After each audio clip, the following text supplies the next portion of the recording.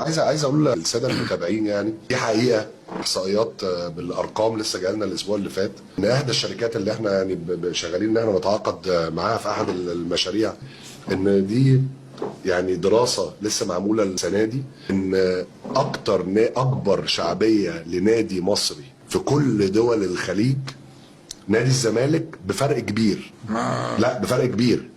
والشركه دي لما جت طبعا هنعلن في الوقت المناسب، وانا الحقيقه فرحت، لان هم كانوا جايين لي بدراسات وارقام هم عاملينها، مش اللي هي الدراسات اللي هي بتتعمل اللي الناس بتعملها، اللي هم دول كل واحد يصحى الصبح يزود 10 مليون زي ما هو عايز.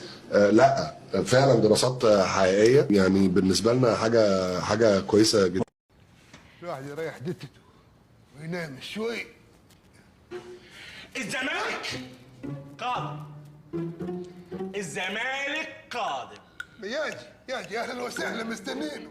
انا بس بقول لك خليك فاكر ان الزمالك قادم. يا سيدي قلت لك متنيلين مستنينه. قادم. نام عاد. قادم. قادم. ده باين يبقى ملل طافح.